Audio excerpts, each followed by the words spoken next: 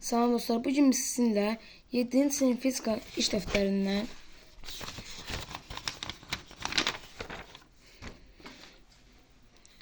bir nöqtə üçüncü dərsi, ölçmələr dəqiqlik dərsini, yəni səhifə 7-ni işləyəcəyik. Baxaq birinci suala. Menzurka və onunla aparılan ölçmə şəkildə təsvir olunmuşdur. A. Cihazın xətası nəyə bərabərdir? Gəlin 100 ilə 50-ni götürək.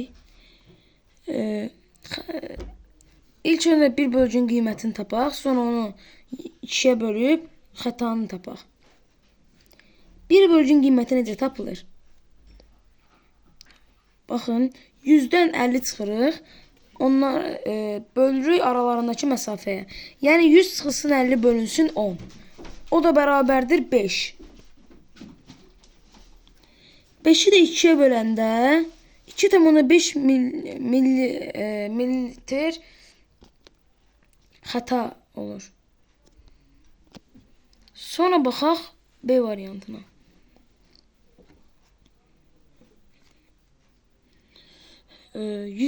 Daşın həcmi nəyə bərabərdir? Daşın həcmini tapmaq üçün burada suyu burada göstəriləndən bunu çıxırıq və daşın həcmini tapırıq. Burada necə göstərilib? 135 milli.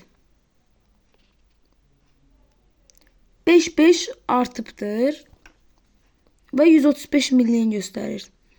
Burada da 5 artıb və 90 mililitr göstərir. 135-dən 90-ı çıxanda 45 santimetr kub eləyir. Yəni əslində mililitrdən də onu izah edə bilərdik. Ancaq onsuz da 1 mililitr bərabərdir 3 santimetrin kubuna. Yəni bu formada da yazmaq olar. 45 santimetrin kubu.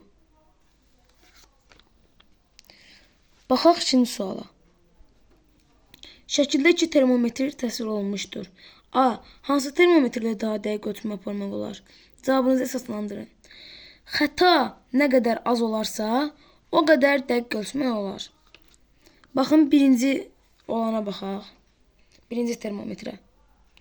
30-dan 20 çıxdıq, aralarındakı məsafəyə böldük. Yəni 30 çıxsın 20 bölünsün 10. Bərabərdir 10 bölünsün 10. Yəni 1. Onu da 2-yə bölürük xətanı tapmaq üçün. 0,5 xəta var. İkincisinə baxaq. 60 çıxsın 40 bölünsün 10. 2 eləyir. 2-ni də yarıya bölürük, yəni 2-yə bölürük ki, xətanı tapaq. Xəta 1 edir. Birinci ilə daha dəqiq ölçmək olar. Çünki birincinin xətası daha azdır. 0,5-dir burada xəta, amma burada 1-dir. Yəni birincidə xəta az olduğu üçün birinci termometrlə daha dəqiq ölçmək olar. 3. Xətkeşin xətasını nəzərə alaraq cismin uzunluğunun ən azı nə qədər olduğunu müəyyən et. Baxın, bura kimi 2 santimdir.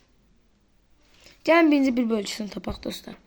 2-dən 1-i çıxırıq, 10-a bölürük. Çünki aralarındakı məsafə 10-dur. O da eləyir 0,1 santimetr. 0,1 santimetri 2-yə bölürük. Xətanı tapırıq. Xəta da 0,5 santimetr olur. Baxaq. Bir bölgə 0,1 santimetr idi. Yəni 2-dən sonra burada 2,1, burada 2,2, burada 2,3. Yəni bu xət 2,2 ilə 2,3-ün arasındadır. Bizdən ən az soruşduğu üçün 2,20, yəni burada 2,20 ilə 2,2 ilə 2,3-ün arasındadır. Tən onların ortasındadır. Yəni 2,25 santimetrdir. Və Bizdən ən azı soruşur. Cismin uzunluğunun ən azı nə qədər olacağını soruşur.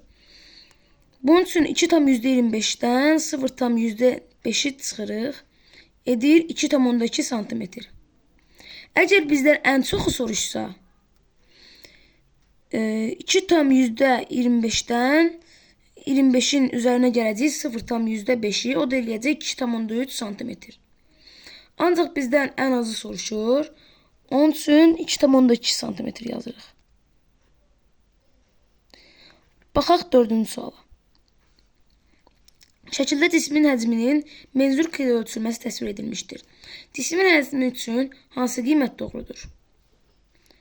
Bura 2018-dir. Gəlin bir bölgüsünü tapaq. Bir bölgüsünün qiymətini. 19-dan 18 çıxırıq, 10-a bölürük. 0,1 edir. Buradan da baxın. 0,1, 0,1 artır. 18,1, 18,2, 18,3. Yəni burada cavab 18,3 mililitrdir. 5-ə baxaq. Aşağıdakı tərəzilərdən hansı ilə kütlərini daha dəqiq ölçmək olar? Əlbəttə ki, C-də göstərilən tərəzi ilə, yəni elektron tərəzi ilə. Çünki elektron tərəzidə qiymət daha dəqiq göstərilir. Bugünlük bu qədər dostlar. Videomu bəyənirsinizsə like atıb kanala abunə olmağı unutmayın. Gələn videolarda görüşənədək.